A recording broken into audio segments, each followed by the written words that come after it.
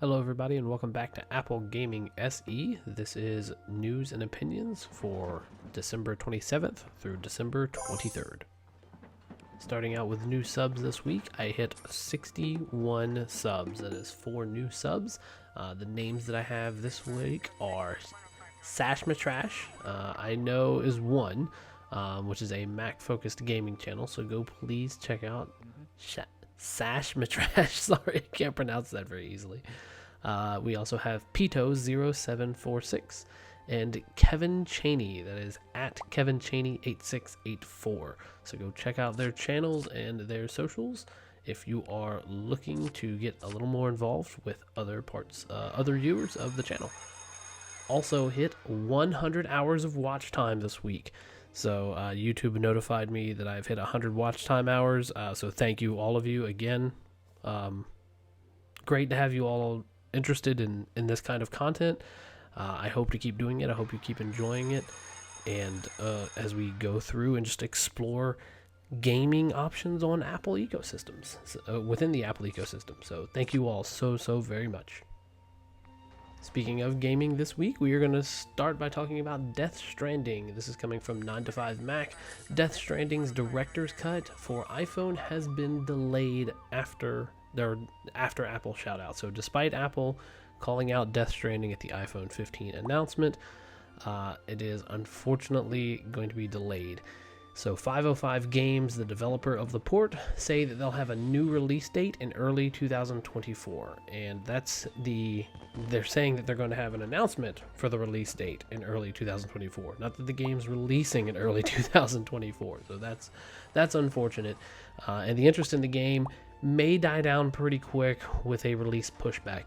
That said, given the difficulty of porting games generally, to say nothing of the fact that they're porting a game into a 14-watt power envelope that also supports ray tracing, it's not terribly unexpected. And frankly, over the last few years, we've had a number of game releases across all platforms which are simply not up to par in terms of release-ready titles. But one game that was ready to launch for the iPhone is Resident Evil 4. It is now available on the iPhone 15 Pro and Apple Silicon iPads and Macs. So again, 9to5Mac, the Resident Evil 4 remake released, and it's been the talk of the Apple gaming sphere. Performance-wise, Capcom made the decision to cap it at 30 frames per second, and it holds that frame rate very consistently in my playtime with the game. I've done 2 live streams on it at this point. On the iPhone and the iPads, the graphics are good for a mobile platform. They are certainly better than something like the Nintendo Switch. The Mac ports easily compete with Xbox and PlayStation versions of the game. Many people online think that the original RE4 is the best Resident Evil game, including my wife. So I'm glad this is my introduction to the series. As far as depending on performance-wise on the Mac, it sort of depends on which Mac you have. I've heard people say that the M1 Mac looks kind of like a PlayStation 4, and the newer M3 stuff easily competes with PlayStation 5 and Xbox Series X. So your mileage will vary depending on which of the Apple platforms you're playing on. Going to circle back a little bit to some news from a couple weeks ago. The end of Beeper Mini.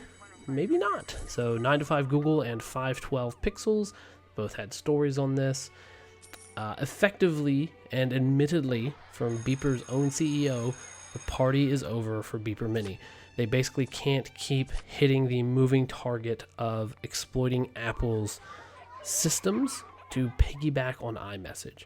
At this point, they said they have completely open sourced, and there's a GitHub page for it, and that the workarounds are simply for such a small company like them to keep trying to play the game of iMessage on Android.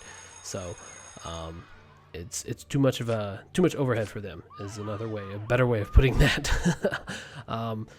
And I knew, as did many of you, I'm sure, I knew that this was going to happen. Apple holds iMessage for far too much value for Apple to let anyone take that revenue stream away. At least not willingly. So that said, The Department of Justice and the FTC are looking into the Beeper Mini iMessage controversy. And as Beeper Mini is broken for most, lawmakers call for an antitrust investigation. So this is coming from Mac Rumors and 9to5Mac, and Mac Rumors cites ZDNet. So there is a bipartisan group of lawmakers, 2 Democrats, 2 Republicans, in the U.S. Capitol that are now pushing for an investigation into anti-competitive behavior on Apple's part. Apparently, Apple has been under investigation by the Department of Justice for 4 years, which is crazy long. Either the Department of Justice hasn't found anything out that they're going to be able to put a case together so tight, they haven't found out anything, or they were trying to put a case together so tight for Apple that they're going to try to break Apple up. I'll simply quote 9to5Mac here, is really the best way I've heard it.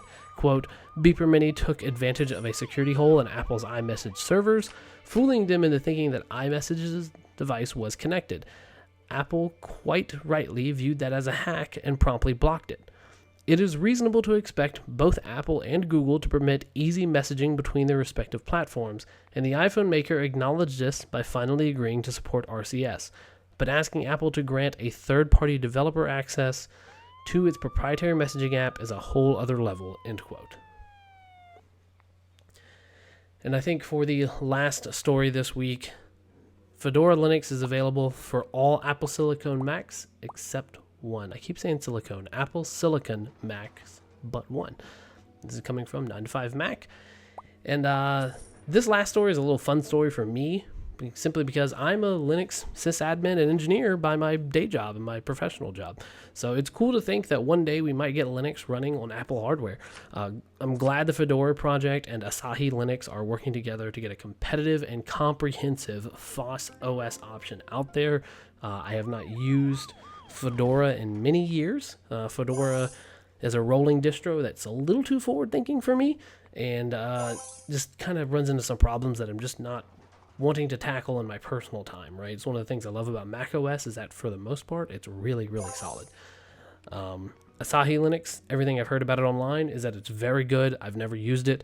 I don't have an Apple Silicon Mac to attempt to use it on. So anyway, that's the news for this week.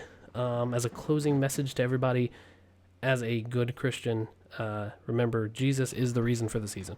I am one of those Christians. I will be taking Christmas very seriously, so I'm recording this Saturday night. Will not be back on Sunday for any kind of commentary, or nor on Monday as I observe the Christmas holiday. So we'll be back on the socials and interacting with folks on Tuesday. I hope all of you have a very Merry Christmas. Go to a Christmas Eve service at any decent church in your area. And God bless you all, and I look forward to talking with you after the holidays. Thank you. Bye-bye.